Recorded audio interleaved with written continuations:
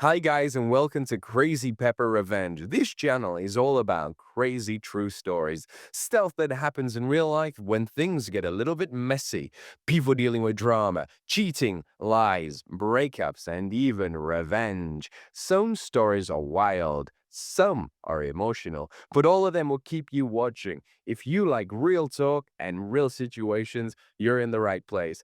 Don't forget to hit that subscribe button and stick around. This is Crazy Pepper Revenge, where the stories get spicy. They laughed because they thought I was nothing.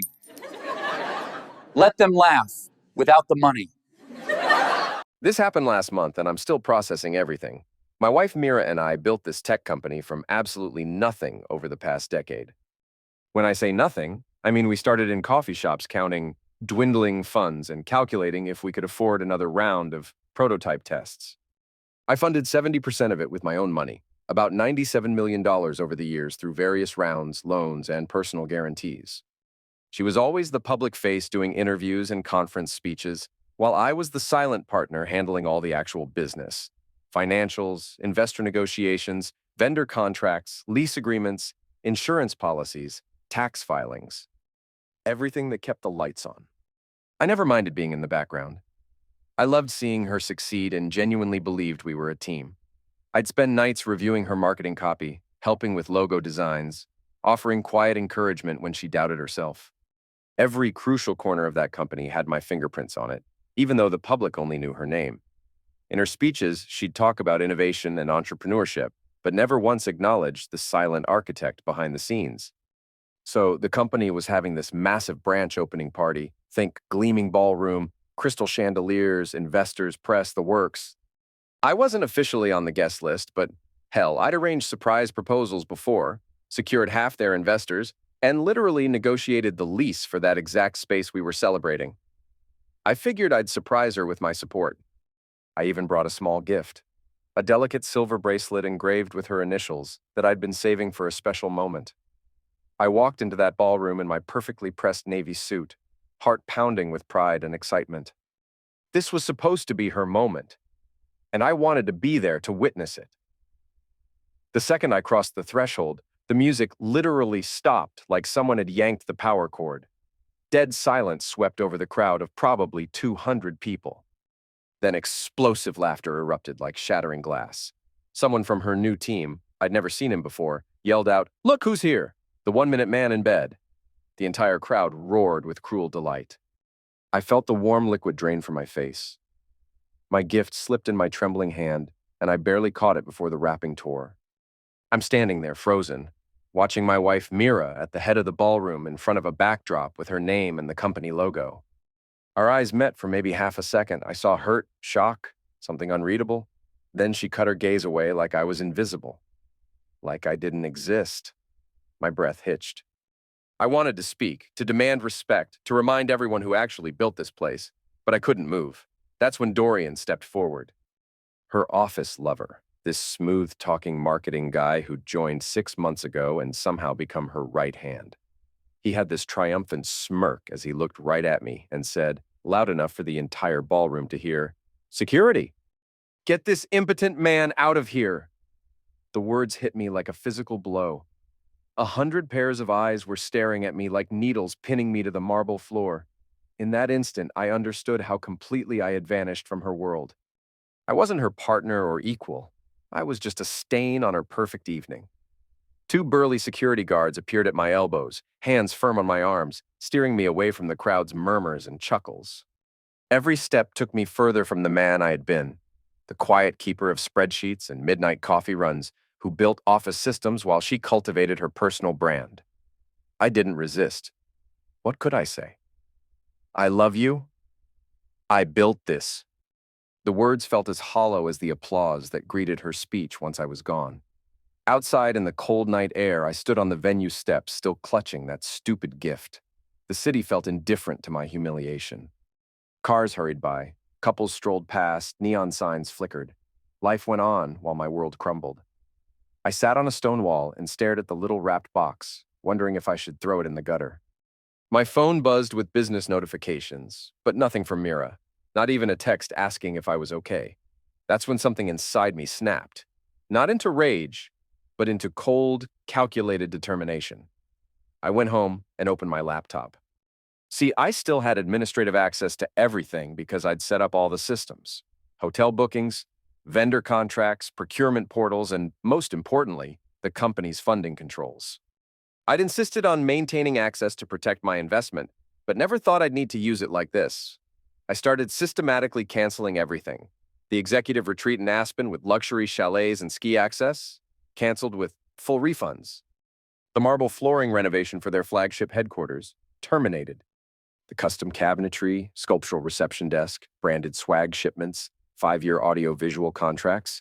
I methodically went through every upcoming expense and eliminated it. But that was just the warm-up. The real power move was the funding freeze. I opened the equity management dashboard where our cap table showed the distribution of shares. Mira owned a significant portion. Dorian had a smaller slice, but I held the largest block.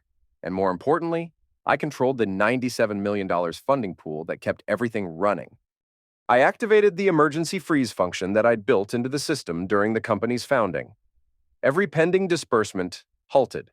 Venture capital deposits stuck in limbo. All the cash flow that Mira had been promising investors? Locked down tight.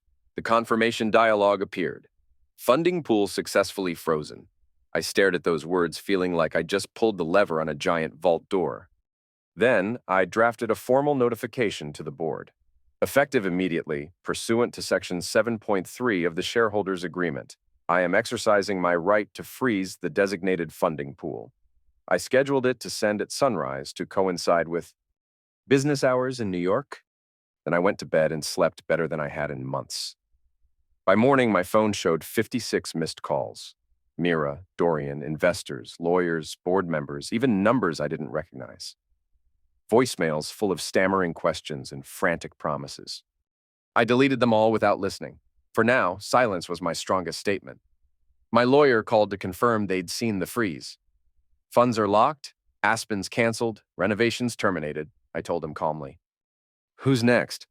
He said the board was convening an emergency meeting and Mira was calling a special investor session. Good. Then Marla called, Mira's assistant, practically crying. Everyone's in meltdown, she said.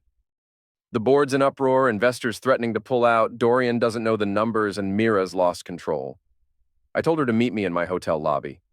When Marla showed up with red-rimmed eyes and smudged makeup, I asked her straight, why didn't you stand up for me when Dorian ordered security to throw me out? She broke down, admitting she felt powerless, that Dorian had threatened to fire anyone who interfered, that Mira made it worse by staying silent. I laid out my terms. Mira steps down as CEO, takes advisory role only. Dorian gets terminated with basic severance. I get 2 board seats, including audit committee chair, independent financial controller brought in, and a public statement acknowledging my contributions and apologizing for the humiliation. That's drastic, Marla whispered. It's necessary, I replied.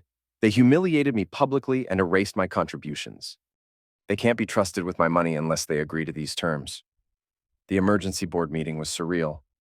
I walked into that glass-walled boardroom carrying my folder of documents, every invoice, wire transfer, and loan agreement from the past decade. Mira sat small in an oversized blazer. Dorian stood by the window without his usual smirk. Executives clustered nervously. Investors watched me like hunters. I projected my presentation. Capital contributions timeline, cancellation summaries, bridge loan terms. The slide detailing Dorian's termination stayed up longest. Nobody expected Mira to capitulate so completely, but she did. I'm stepping down as CEO effective immediately, she announced, voice wavering. I'll sign the repayment agreement, accept your board seats and audit committee position, and appoint an independent financial controller. The room erupted in surprised murmurs. After the meeting, she approached me with a handwritten letter. You were the frame to every photo. I hung them up and forgot who held them together. I am sorry for letting you become invisible. I folded it and put it in my pocket. Even Dorian shook my hand on his way out, mouthing thank you with genuine regret in his eyes. But here's the thing. I didn't want to stay and run the company. I'd proven my point and reclaim my dignity. So I structured a $20 million bridge loan to keep them afloat while they found new investors. Then I walked away from that toxic world entirely. I moved into a modest studio apartment and started investing in small startups that actually appreciated my expertise. Found this brilliant woman named Ava working on sustainable fiber technology, creating materials stronger than steel from plant-based polymers. Mira's team had laughed at her pitch years ago, calling it a hobby project. I gave her 18 months of R&D funding and became a silent partner. The difference is incredible. No boardrooms full of egos, no orchestrated presentations, no empty applause. Just genuine collaboration with people who value what I bring. Ava sends weekly updates with genuine excitement. We problem solve together as equals, and every breakthrough feels earned and shared. I also started mentoring other entrepreneurs at local cafes, offering guidance on financial planning and growth strategies. Their gratitude is real and unguarded. No hidden agendas, just people trying to turn ideas into reality. I joined a social impact investing network focused on clean energy and educational startups. Values aligned with purpose, not just profit. Mira sent me a letter recently saying the company had reorganized under new leadership, that she was exploring philanthropic work, and hoped we could reconnect someday without the weight of past mistakes. She closed with, "I wish you peace." I didn't reply. Some chapters need to stay closed. The silver bracelet I brought that night? It sits in my desk drawer now, not as a symbol of failure, but as a reminder that my kindness and generosity have value even when others can't see it. The gift represents the man I was, devoted but invisible. Now I'm building something better with people who actually want me there,